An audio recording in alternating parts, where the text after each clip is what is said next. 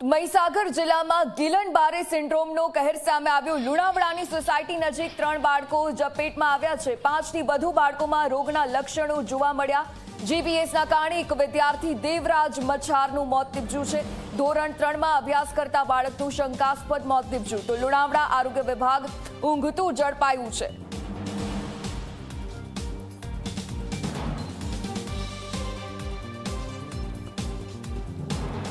મારા બાળકને સવારે ગળામાં બોલવાની તકલીફ થઈ હતી। બીજા દિવસે સવારે આંખ ત્રાસી થઈ। તે અનુસંધાને હું એને ગોધરા અને ત્યાર પછી બરોડા દવાખાને રિફર કર્યો હતો। ડૉક્ટરે જીબીએસ હોવાનું કીધું હતું, એટલે પછી મેં ત્યાંથી ઝાયડસ અમદાવાદમાં દાખલ કર્યો અને એની જે આઈવીએફપી ટ્રીટમેન્ટ આવે છે એ ટ્રીટમેન્ટ અપાઈ અને લગભગ 8 દિવસ પછી મને દવાખાનામાંથી રજા આપવામાં આવી છે। અત્યારે તબિયત થોડી એની સુધારા ઉપર છે। જીબીએસ એ વાયરસ નથી, પરંતુ વાયરલનું કોઈ ઇન્ફેક્શન થયું હોય, જેમ કે ઝાડા છે અથવા અન્ય બીજી કોઈ પણ વાયરસને લગતી બીમારીના કારણે ઇન્ફેક્શન લાગ્યાના જનરલી 3 દિવસથી લઈ અને 7 અઠવાડિયા સુધીમાં લાગતું એક રોગ પ્રતિકારક શક્તિ હોય। જનરલી આપણા બોડીની અંદર ચેતાતંત્ર હોય અને આપણી રોગ પ્રતિકારક શક્તિની ચેતાતંત્ર પર થતી અસરના કારણે આ જીબીએસ નામની બીમારી થતી હોય છે। હવે જીબીએસ એ પર્ટિક્યુલરલી ચાલુ થતું હોય છે જનરલી આપણા પગની અંદર વીકનેસ લાગતી હોય, જનરલી નીચેથી લઈને શરીરના ઉપરના ભાગ તરફ થતી નબળાઈ, પેરાલિસિસ જેવી પણ અસર આપણે કહી શકીએ। એટલે જીબીએસની અંદર જનરલી આપણા પગની અંદર ઝંઝનાટી અનુભવ થવો, પગ ઉપાડવામાં તકલીફ, થાક લાગવો તથા ધીમે ધીમે ઉપરની તરફ જતા આપણા હાથની અંદર નબળાઈ આવવી અને જો એનું આપણે સચોટ નિદાન ના કરીએ તો ગંભીર પરિણામ પણ આવી શકે છે।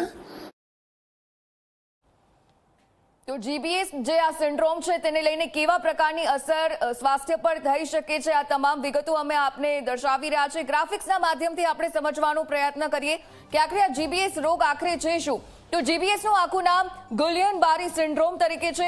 આ સિન્ડ્રોમ ખાસ એક સ્પેશિયલ ઇમ્યુન સિસ્ટમ છે શરીરની, તેના પર અસર કરે છે।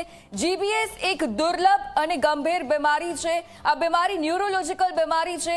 આ એક ઓટો ઇમ્યુન ડિસઓર્ડર આપણે કહી શકીએ। જે રીતે અમે પણ આપને બતાવ્યું, જે રીતે ડોક્ટર દ્વારા પણ કહેવામાં આવ્યું, આખરે રોગ પ્રતિકારક શક્તિ ભૂલથી ચેતાતંત્ર પર હુમલો કરે છે અને તેના કારણે ઘણી વખત પગ સૂન થઈ જવાની ઘટનાઓ પણ સામે આવતી હોય છે। તો આ જીબીએસ રોગ આખરે છે શું, તેના પર જો વધારે અમે આપને બતાવીએ તો મગજ અને શરીરના એવા ઘણા જે અંગો છે તેની વચ્ચે તાલમેલ ખોરવાઈ જતી હોય છે। જીબીએસ જે સિન્ડ્રોમ છે તેની અસરના કારણે ઘણી એવી બાબતો છે શરીર પર અસર કરતી હોય છે।